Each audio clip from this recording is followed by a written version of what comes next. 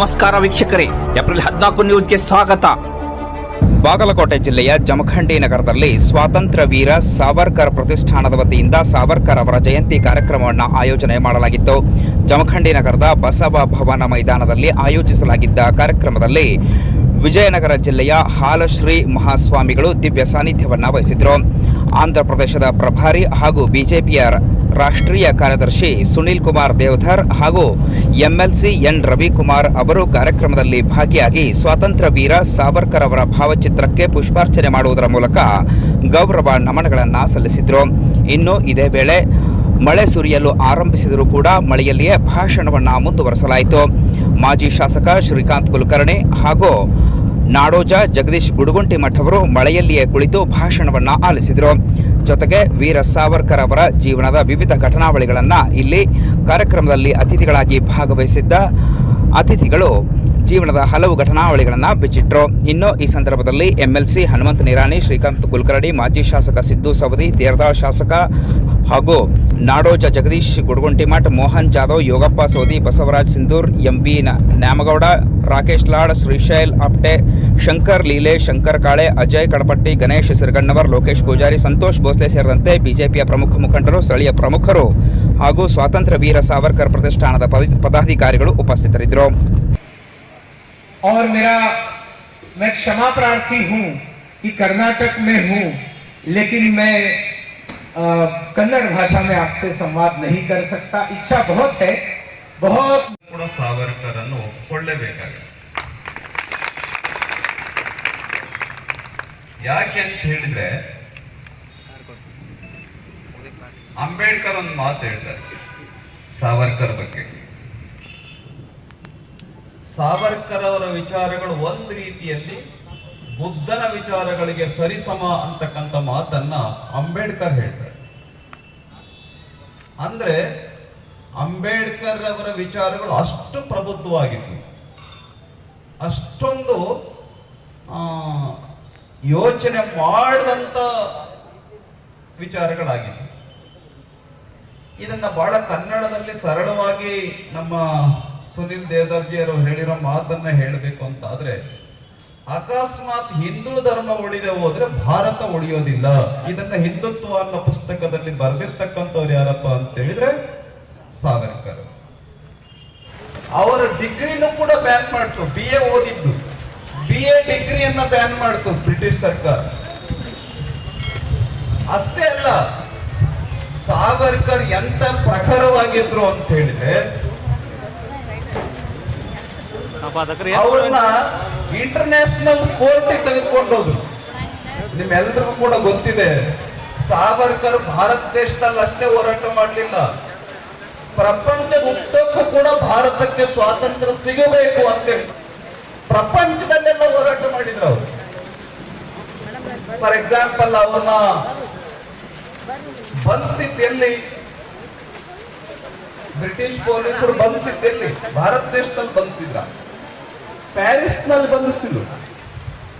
ಈ ಲಾ ಮಾಡೋದಕ್ಕೋಸ್ಕರ, ಕಾನೂನು ಪದವಿಯನ್ನ ಪಡೆಯೋದಕ್ಕೋಸ್ಕರವಾಗಿ ಅವರು ಲಂಡನ್ ಹೋಗ್ತಾರೆ, ಅಲ್ಲಿ ಲಾ ಮಾಡ್ತಾರೆ. ಸಾವರ್ಕರ್ ಲಾ ಮಾಡೋದಕ್ಕೆ ಹೋದ ಸಂದರ್ಭದಲ್ಲಿ ಅಲ್ಲಿ ಸ್ವಾತಂತ್ರ್ಯ ಹೋರಾಟ ನಿಲ್ಲಿಸಿದ್ರೆ ನಿಲ್ಲಿಸಲಿಲ್ಲ. ಅವರು ಅಪ್ರತಿಮವಾಗಿರ್ತಕ್ಕಂಥ ಹೋರಾಟಗಾರ ಸಾವರ್ಕರ್. ಅಲ್ಲಿ ಯಾರ್ಯಾರು ಭಾರತ ದೇಶದ ವಿದ್ಯಾರ್ಥಿಗಳು ಇದ್ರು ಎಲ್ಲಿ ಲಂಡನ್ ನಲ್ಲಿ, ಆ ಎಲ್ಲ ವಿದ್ಯಾರ್ಥಿಗಳನ್ನ ಯುನೈಟ್ ಮಾಡಿ ಒಟ್ಟಿಗೆ ಸೇರಿಸಿ ಅಲ್ಲೂ ಕೂಡ ಸ್ವಾತಂತ್ರ್ಯ ಹೋರಾಟ ಮಾಡ್ತಾರೆ. ಅದರೊಳಗಡೆ ಒಬ್ಬ ಆದ್ರೆ ಮದನ್ಲಾಲ್ ಧಿಂಗ್ರಾ ಈ ಒಂದೇ ಒಂದು ಸೆಂಟೆನ್ಸ್ ನಿಂದ, ಇದೊಂದೇ ಒಂದು ವಾಕ್ಯದಿಂದ ಬುದ್ಧಿ ಕಲ್ತಂತ Veer Savarkar lord Curzon valley ಅಂತಕ್ಕಂಥ ಒಬ್ಬ ಬ್ರಿಟಿಷ್ ಅಧಿಕಾರಿಗಳ ಕಾರ್ಯವನ್ನು ಪಿಸ್ತೂಲ್ ನಿಂದ ಕೊಲ್ತಾನೆ. ಇಂಥ ಒಬ್ಬ ಮಹಾನ್ ದೇಶಭಕ್ತ ಆಗ್ತಾನೆ ಸ್ವಾತಂತ್ರ್ಯ ವೀರ ಸಾವರ್ಕರ್. ಹೀಗೆ ಸಾವರ್ಕರ್ ಒಬ್ಬ ಇಂಟರ್ನ್ಯಾಷನಲ್. तिरुपति से कोल्हापुर विमान सेवा भी कभी हो सकती है, ये भारत में कभी किसी ने सोचा नहीं. एक ऐसा प्रघात है, एक मान्यता है स्वामी जी कि बालाजी महाराज के दर्शन करने के बाद महालक्ष्मी अंबाबाई के दर्शन करने होते हैं.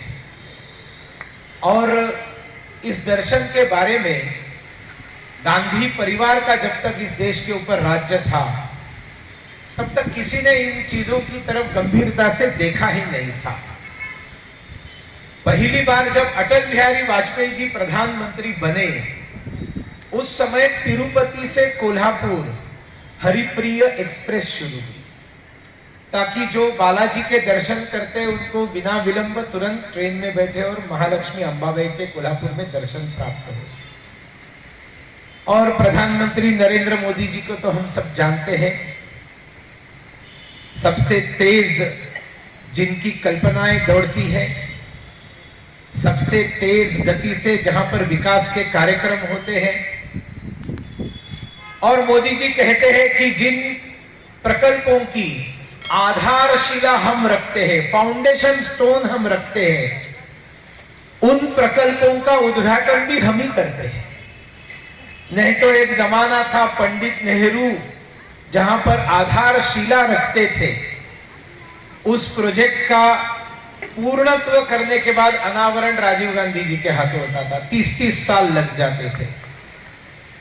यह रफ्तार से दौड़ने वाली मोदी सरकार ने आज इस देश के अंदर स्वाधीनता से लेकर जितने एयरपोर्ट्स बने थे उतने एयरपोर्ट से ज्यादा, 1.5 गुना ज्यादा एयरपोर्ट्स मोदी जी प्रधानमंत्री बनने के बाद इस देश में बने हैं।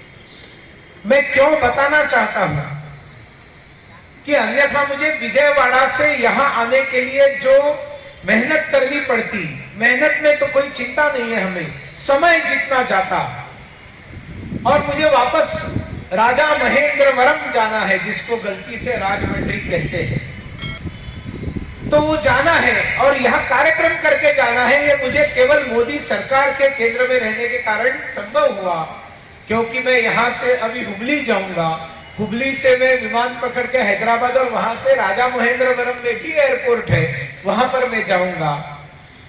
तो मैं आज यहाँ पर आ सकता हूं।